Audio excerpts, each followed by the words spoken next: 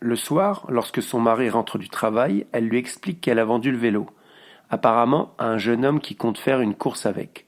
Un Ironman, semble-t-il. Un Ironman, t'es sûr? Oui, c'est ce qu'il m'a dit. Non, mais t'as pas dû bien comprendre. On peut pas faire un Ironman avec ce vélo. Laisse-moi te raconter l'histoire de Victor, conquérant de l'absurde. Victor est né en 1991 du côté de Nantes. Dans sa jeunesse, il a fait 4 ans de natation qu'il couplait au judo. Ensuite, il a fait 7 ans de cyclisme sur route et en VTT. Enfant dynamique, il fallait l'occuper.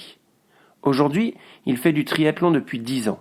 Il a une 50aine d'épreuves à son actif, du format le plus court au format Ironman. De nature plutôt posée et réfléchie, il n'est pas exubérant. Pourtant, il prépare un Ironman qu'il compte effectuer de manière très singulière. Pour ceux qui ne connaissent pas l'Ironman, il s'agit de l'enchaînement de 3,8 km de natation par 180 km de vélo et enfin un marathon, soit 42 km. Pour certains, ce format est irréalisable. Pour d'autres, c'est une distance comme les autres. Victor en a déjà terminé 2 et voudrait que ce troisième soit particulier, vraiment particulier. Il a donc décidé de s'inscrire à l'Ironman de Zurich en Suisse. Il a dans l'idée de durcir chacune des 3 disciplines à sa manière. La natation sera nagée dans la nage la plus énergivore, c'est-à-dire le papillon. La partie cyclisme sera réalisée avec un vélo de plus de 70 ans et dépassant les 23 kilos. Enfin, la course à pied sera courue habillé en costume de banquier suisse, chaussé de crocs. L'eau est à 20 degrés en ce dimanche 29 juillet 2018. Les triathlètes se ressemblent tous avec leurs combinaisons en néoprène. Les uns derrière les autres, ils partent toutes les 5 secondes par vague de 8. Pourtant, dans cette foule de centaines et de centaines de personnes, une se démarque des autres. Elle n'a pas de combinaison. C'est Victor. Le papillon est une nage qui requiert de ramener les 2 bras devant en même temps et au-dessus de l'eau. La nage en elle-même est déjà épuisante. Le port d'une combinaison la rendrait encore plus difficile. En effet, même si cette dernière est très fine au niveau des épaules, cela crée tout de même une résistance non négligeable qu'il faut multiplier par le nombre de mouvements, plus de 3000, pour parcourir ces 3,8 km. D'ailleurs, ce ne sont pas 3800 mètres qui vont être parcourus, mais plutôt 4000, car lorsque le nageur déploie ses ailes, il a une très grande envergure, presque 2 mètres. Et pour ne pas gêner les autres concurrents ou bien être gêné, Victor n'a d'autre choix que de s'écarter des autres. Il doit donc s'éloigner sur la droite et nager là où personne n'est. C'est plus pratique, mais forcément, ça rallonge. Pour sa partie natation, Victor s'est bien préparé.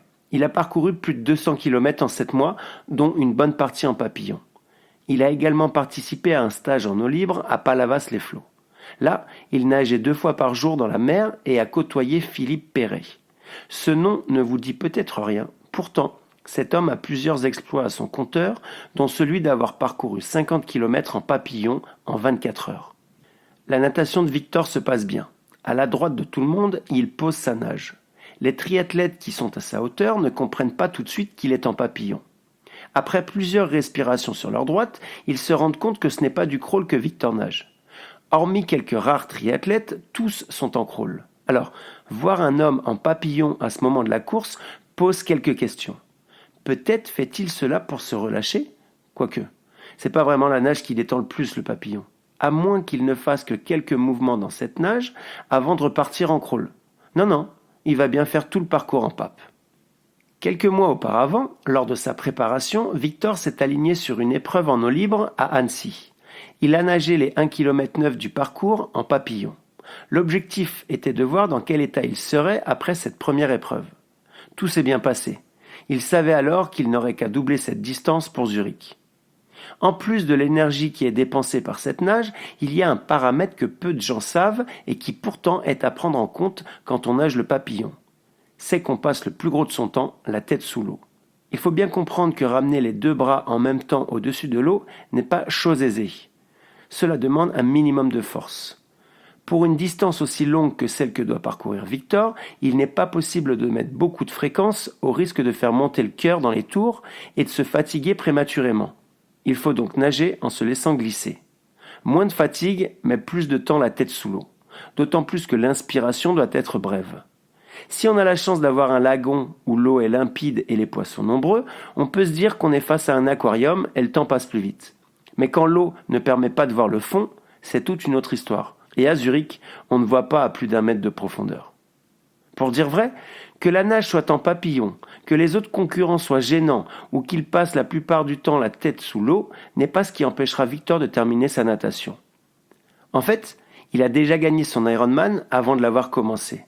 Car la plus grosse difficulté n'est pas celle qu'on peut imaginer. Elle est tout autre. Elle a même failli empêcher que ce défi se fasse.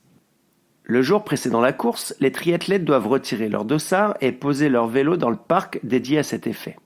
Des juges arbitres vérifient les identités des participants et s'assurent que le triathlète a son équipement et que le vélo est aux normes. Et c'est là que tout a failli basculer. Alors qu'arrive son tour pour le contrôle, un juge arbitre s'adresse à Victor en suisse allemand. Nein, das ist nicht möglich. Ich kann Sie mit so einem Fahrrad nicht im Park gestatten. Quoi? Excusez-moi, je parle pas du tout allemand. Es ist verboten. Ihr Fahrrad ist nicht erlaubt. Sorry, I don't speak German. What is the problem? Au même moment, le juge principal approche et se mêle de la scène. Bonjour messieurs, quel est le problème? Apparemment, je peux pas rentrer avec le vélo dans le parc? Effectivement, votre vélo, il n'est pas tout jeune. Mais attendez, c'est vous le gars qui était dans le journal? Heureusement, Victor a eu la bonne idée de contacter un journal suisse quelques jours avant la course. Il avait expliqué son projet et un article avait été publié. Devant l'originalité du défi, le journal français L'Équipe avait repris l'article et sa parution avait touché plus de lecteurs, dont le juge principal. Ce dernier avait été interloqué par l'idée du jeune homme. Aussi, quand Victor est à 2 doigts de ne pas pouvoir entrer dans le parc à vélo, il explique à son collègue subalterne que c'est OK, qu'il peut le laisser passer. C'est à ce moment-là que Victor se dit que la catastrophe a été évitée et que plus rien ne pourra l'arrêter. Au bout d'1h28, les ailes du papillon se referment et la natation est terminée. Non sans mal, Victor a les abdominaux en feu et les cuisses courbaturées. Ça peut se comprendre. 1h30 à faire des fléchissements de la colonne vertébrale, suivi d'extension du bassin, ça laisse quelques traces. Place désormais à la première transition.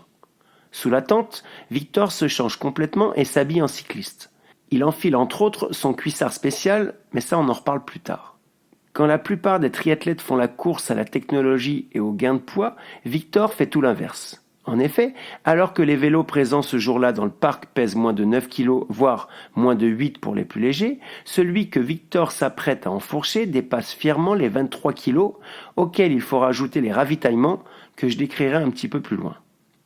De plus, quand les vélos actuels sont taillés pour opposer le moins de résistance possible à la pénétration dans l'air, notamment avec une position très aérodynamique de contre-la-montre, celui de Victor n'a pas été conçu à cet effet. La position très assise lui confère certes un certain confort, quoique, mais surtout un frein à l'avancement. Ce vélo, Victor l'a trouvé sur Internet. Il s'agit d'un vélo de l'armée suisse qui date de 1946. Aucune modification n'y a été apportée. Et bien entendu, comme chaque triathlète le sait, il faut avoir longuement essayé son matériel avant la course pour le connaître par cœur et pour s'y habituer.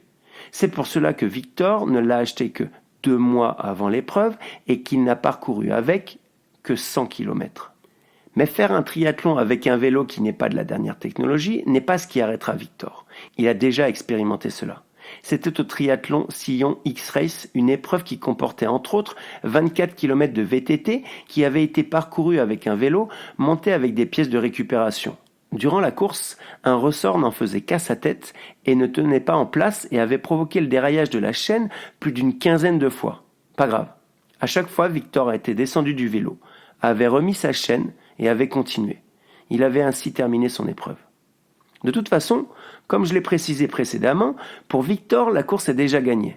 Elle a bien failli ne pas avoir lieu, alors pour lui, rien ne l'arrêtera. Même la selle en cuir, dure comme de la pierre. Il faut bien comprendre que Victor ne voulait absolument aucune modification sur son vélo. Bien sûr, il aurait pu mettre des pédales automatiques, retirer la dynamo ou les garde-boue, ou tout simplement adapter les vitesses au parcours. Il n'en est rien. Le vélo est resté tel qu'il l'a acheté. D'ailleurs, l'achat mérite qu'on s'y attarde. Trouvé sur un site de vente en ligne, Victor se rend chez la personne pour voir la trouvaille. La femme le reçoit et lui fait essayer le vélo. Victor explique qu'il souhaite l'acquérir pour faire un Ironman. La femme acquiesce sans répondre. Elle ne doit vraisemblablement pas savoir ce qu'est un Ironman. Le soir, lorsque son mari rentre du travail, elle lui explique qu'elle a vendu le vélo. Apparemment, à un jeune homme qui compte faire une course avec. Un Ironman, semble-t-il. Un Ironman, t'es sûr? Oui, c'est ce qu'il m'a dit. Non, mais t'as pas dû bien comprendre. On peut pas faire un Ironman avec ce vélo. Pourtant, quelques jours après la course, Victor recevra un coup de fil. Bonjour Victor, c'est moi qui vous ai vendu le vélo. Enfin, ma femme, plus précisément. Oui, bonjour. Je pensais qu'elle s'était trompée en me disant que vous vouliez faire un Ironman, mais non. Elle s'est pas trompée, vous avez réussi. Vous avez tout mon respect. Merci. Pour en revenir à la selle, il faut comprendre qu'elle est si dure que rester dessus plus d'une heure est déjà une épreuve en soi. Et là, ce ne sera pas 1 heure qu'il faudra tenir, mais plus de 7. Raison pour laquelle, un jour Victor se rend chez son vélociste et demande au vendeur de lui présenter le cuissard le plus épais qu'il a. C'est ce cuissard qui va permettre d'endurer les 180 km du parcours. Mais plus que la distance totale à parcourir, ce qu'il faut regarder quand on est cycliste, c'est le dénivelé de l'épreuve, surtout avec une bicyclette comme celle-là. Il y a 1600 mètres de dénivelé positif. En somme, ce n'est pas insurmontable. Ça le devient un peu plus quand on n'a qu'un seul développement. En effet, le vélo n'a qu'un plateau de 50 dents et qu'une vitesse de 20 dents. Tellement loin des vélos actuels qui, bien que pesant moins de 9 kg, peuvent avoir 20 ou 22 vitesses. Ne pas pouvoir changer de vitesse suppose soit qu'on ait le bon développement, mais pour cela il faudrait un parcours absolument uniforme, soit qu'on ait de bonnes cuisses. C'est plutôt cette deuxième option qu'a pris Victor. Le parcours est composé de 2 tours, chacun comportant 2 petits cols, mais surtout un mur, certes court, mais avec une pente de 10%. Debout sur les pédales, donnant tout ce qu'il a et se nourrissant des encouragements des spectateurs, Victor ne posera à aucun moment le pied à terre. Mais pire que les montées sont les descentes qu'il faut affronter, car les systèmes de freins de l'époque ne sont pas ceux d'aujourd'hui. À l'heure actuelle, avec des freins à disque ultra performants, on s'arrête en très peu de temps. Mais en 1946, les freins à disque sur vélo n'existaient pas. Il faut se contenter sur cette machine de 3 systèmes de freinage. La roue avant est ralentie par un patin qui frotte non pas sur la jante, mais sur le pneu. La roue arrière est ralentie par un frein à tambour, mais celui-ci est à moitié usé et peu performant. Heureusement, il y a le système de rétropédalage. Il s'agit, quand la vitesse est trop importante, de pédaler à l'envers pour freiner l'avancement du vélo. Assis sur son garde-boue arrière, Victor attire l'attention de ses concurrents qui n'en croient pas leurs yeux quand ils le voient les dépasser en descente. Il faut dire que le poids de l'engin n'y est pas pour rien. Conjugué aux différentes années passées sur un VTT, Victor est tout à son aise. Et plus que l'incrédulité de certains l'ayant vu faire la descente derrière sa selle, c'est un tout autre sentiment qui va ronger nombre de concurrents. Que penser quand on est sur un vélo à plus de 4000 €, qu'on s'est entraîné comme un fou pour préparer l'épreuve et que soudainement, un gars en vélo qui sort d'on ne sait où passe et nous double en ligne droite. C'est ce qu'a fait vivre Victor à certains qui l'ont encore en travers de la gorge. Il faut dire que le vélo était tellement lourd qu'une fois lancé avec l'inertie, rouler à 30 km/h ne pose pas plus de problème que ça pour une personne entraînée. Mais parler simplement de l'engin sur lequel les 180 km ont été parcourus ne serait pas complet sans parler du ravitaillement que Victor a décidé d'emporter. Chacun doit comprendre qu'un Ironman se prépare certes en amont, mais que l'alimentation du jour J constitue une pièce maîtresse de la réussite. Mal s'alimenter ou s'hydrater, c'est à coup sûr ne pas être en capacité de terminer sa course. Et pour faire les choses bien, Victor a décidé de s'alimenter local. Il a accroché sur les tubes du cadre de son vélo 2 tablettes de chocolat suisse, du Toblerone. Dans sa veste cycliste, il a également emporté de la viande de grison et des morceaux de gruyère. Enfin, il a rajouté un porte-gourde. Bref, de quoi passer une bonne journée. Bien que cela puisse faire rire, cette gestion de l'alimentation s'avérera payante et aucune défaillance physique ne sera à déplorer durant la course. Victor n'en est pas à son coup d'essai en matière de ravitaillement local sur un triathlon. 1 mois avant Zurich, il s'était aligné sur le Half Ironman de Cagnes-sur-Mer qui était une répétition générale pour l'Ironman. Il avait loué un des vélos bleus de la ville juste avant la course et avait rempli à ras-bord le panier, qui se trouvait devant le guidon, d'abricots frais. Là se trouvait son alimentation pour la course. Outre le fait que les concurrents passés derrière lui ne comprenaient pas pourquoi il y avait des abricots tout au long du parcours, car à chaque bosse, ces derniers sortaient du panier pour aller s'écraser au sol, Victor s'était bien ravitaillé et avait bien terminé sa course. Alternant gruyère, viande de grison et chocolat, quand il n'est pas fondu, le parcours vélo se passe bien.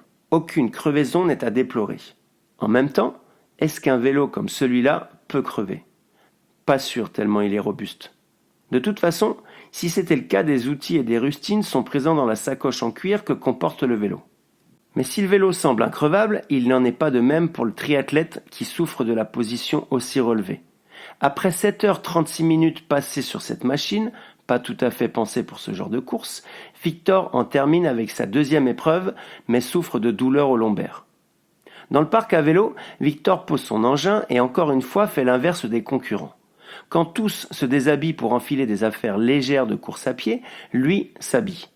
Il enfile un costume de banquier suisse qu'il agrémente d'une paire de Crocs. Oui, vous avez bien entendu, des Crocs. Ces chaussures en plastique, à des années-lumière de ce que portent les coureurs habituellement. D'autant plus que là, ce sera pour parcourir 42 km. Il fait 25 degrés dehors. Alors quand les gens, qu'ils soient du public ou de la course, aperçoivent Victor, ils sont incrédules. D'ailleurs, une personne du staff lui court après pour lui demander de sortir de la course quand elle s'aperçoit que ce dernier possède bien un dossard, autrement dit, qu'il fait bien partie des triathlètes engagés sur l'Ironman. Mais, vous en conviendrez, courir aussi chaudement habillé n'est pas chose aisée. Heureusement, l'organisation a prévu des douches extérieures sous lesquelles les coureurs peuvent passer. Ce dont ne se prive pas Victor. Les habits ainsi mouillés garderont tout au long du parcours une humidité permettant de courir dans de relatives bonnes conditions. Mais qu'en est-il de courir avec des Crocs? Pour dire vrai, là aussi, Victor a déjà expérimenté la chose. Il n'est pas venu sur cette course totalement novice. À 2 reprises exactement, il a tenté l'aventure. La première, c'était lors d'un semi-marathon. Alors qu'il pensait courir sur le bitume, il avait eu la surprise de découvrir que la course se faisait en grande partie dans la boue. Une sorte de cross suite à une météo qui avait décidé de pimenter le parcours. Mêlé à la bataille avec d'autres adversaires, il passait son temps à glisser. Il faut dire que les Crocs n'ont pas pour utilité première d'accrocher dans la boue. Malgré tout, il avait parcouru les 21 km en 1h28. Le plus marrant, c'est qu'alors qu'il était à la bagarre avec d'autres concurrents, ces derniers ne se sont aperçus qu'une fois la ligne franchie qu'ils n'avaient pas tout à fait le même genre de chaussures qu'eux.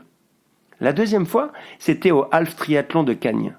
Après avoir semé les abricots tout le long du parcours vélo, Victor s'était déguisé en Bryce de Nice, chaussé de Crocs. Il avait alors reçu une véritable ovation de la part du public qui, à de nombreuses occasions, l'avait arrêté pour faire un selfie en pleine course. Heureusement qu'il ne jouait pas le chrono. En même temps, jouer le chrono habillé comme cela, c'est peu probable. La course se passe bien. Pas de crampes abdominales comme cela a pu être le cas lors de certaines courses. Peut-être que les vendeurs de produits de nutrition sportive demanderont à l'avenir des conseils à Victor pour améliorer leurs produits. Une fois la course commencée, Victor avait pour souhait d'être le dernier finisher. Mais avec les départs en différé par vague, impossible de savoir qui en est où. Désormais, l'objectif sera de finir la course en s'amusant, en profitant de l'instant et en assumant sa folie. Ceci dit, terminer dernier tout près du temps autorisé peut être dangereux. Et Victor en a déjà fait l'amère expérience. C'était lors de son dernier Ironman. Et pas n'importe lequel, l'Evergreen de Chamonix. Une course parmi les plus difficiles au monde avec 7500 mètres de dénivelé positif sur l'ensemble du parcours, 5000 en vélo et 2500 à pied.